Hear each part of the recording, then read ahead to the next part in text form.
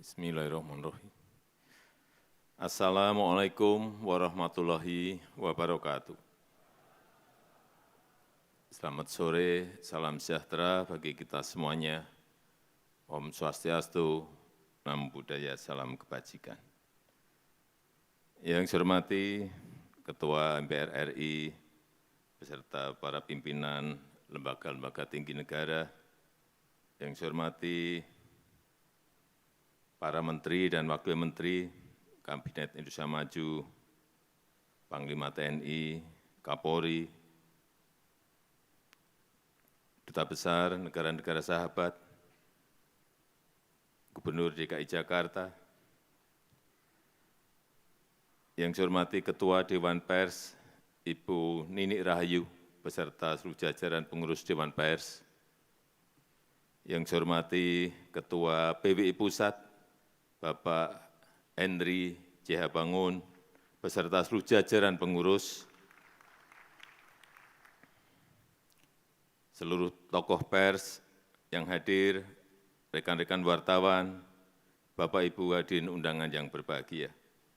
Sebelum lupa, yang pertama saya ingin menjawab keluhan Pak Henry tadi mengenai gedung pers Pancasila yang ada di Kota Yogyakarta, paling lambat minggu depan sudah dicek di lapangan, Pak. Semuanya akan dibangun oleh Kementerian PU.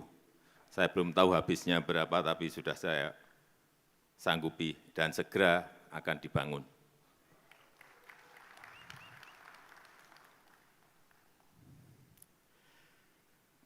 Pertama-tama, atas nama rakyat, atas nama pemerintah, saya menyampaikan selamat Hari Pers Nasional 2024, dan saya juga mengucapkan terima kasih kepada seluruh insan pers yang secara konsisten menemani masyarakat dalam kehidupan berdemokrasi. Saya juga berterima kasih kepada pers yang turut mengawal pemilihan umum 2024 yang baru saja kita jalani. Saya juga sering dikritik tajam, ada gambar wajah saya yang unik-unik, yang aneh-aneh di sampul media, di sampul majalah, di media sosial, dan ramai sekali, aneh-aneh, tapi tidak apa-apa, tidak ada masalah buat saya. Tapi cucu saya ada yang komplain. Mbah, manggil saya kan Mbah, Mbah, wajah Mbah kok jadi digambar jelek banget. Ya, itulah. Ini bagian dari penghormatan saya atas kebebasan pers, kebebasan berekspresi, dan kebebasan berpendapat. Bapak Ibu insan pers sekalian, pemerintah menyadari berbagai tantangan yang dihadapi oleh insan pers di era digital. Oleh karena itu, pers terus berupaya oleh sebab itu, pemerintah terus berupaya untuk mendukung ekosistem pers yang adaptif dengan tetap menghormati kebebasan pers.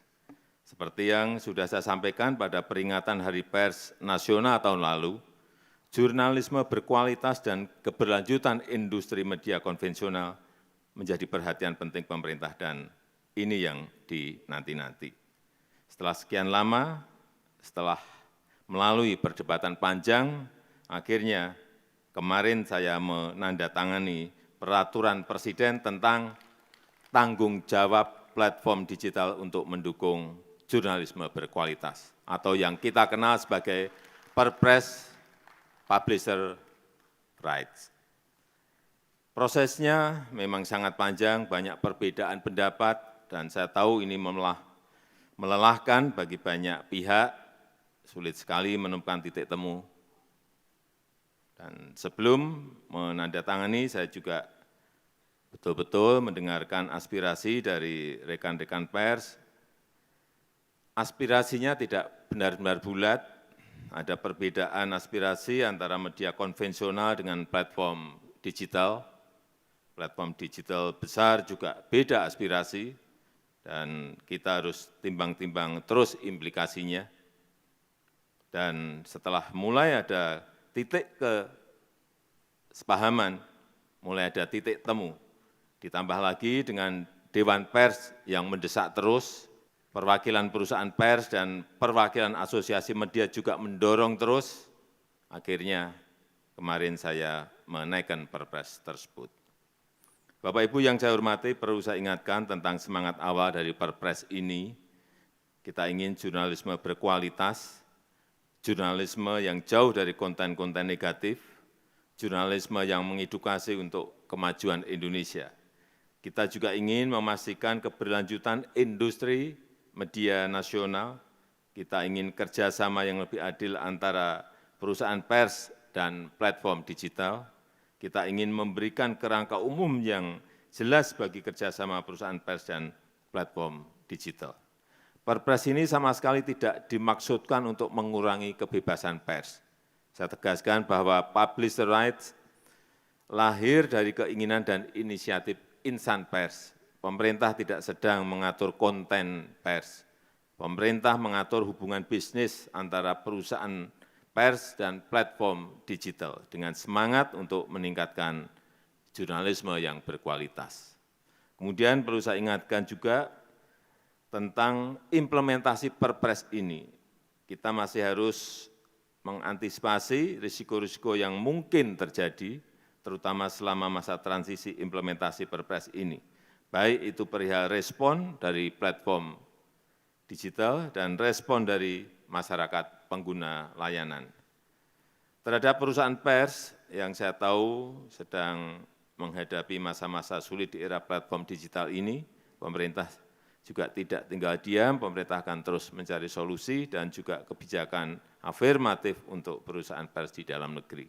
Saya juga meminta Menkominfo agar memprioritaskan belanja iklan pemerintah untuk perusahaan pers. Ini berkali-kali saya sampaikan, minimal untuk bantalan jangka pendek. Memang ini tidak menyelesaikan masalah secara keseluruhan. Perusahaan pers dan kita semua tetap harus memikirkan bagaimana menghadapi transformasi digital ini. Dan kepada rekan-rekan kreator konten yang kabarnya khawatir terhadap Perpres ini, saya sampaikan bahwa Perpres ini tidak berlaku untuk kreator konten. Silahkan dilanjutkan kerjasama yang selama ini sudah berjalan dengan platform digital. Silahkan lanjut terus, karena memang tidak ada masalah. Bapak Ibu insan pers yang saya banggakan, terakhir saya ingin menitip dua pesan. Pertama, pers harus tetap menjadi salah satu pilar penjaga demokrasi. Pers harus menjadi rumah bersama untuk menjernihkan informasi. Beritakanlah fakta-fakta apa adanya, tapi bukan mengada-ada, bukan asumsi-asumsi, bukan seolah-olah ada. Yang kedua, saya sangat berharap perusahaan pers dapat memikirkan langkah-langkah konkret dan strategis, terus melakukan inovasi agar adaptif dalam merespon perubahan zaman, mampu berdiri tegak secara mandiri di tengah gempuran persaingan global. Saya rasa itu yang ingin saya sampaikan dalam kesempatan yang baik ini. Terima kasih. Wassalamualaikum warahmatullahi wabarakatuh.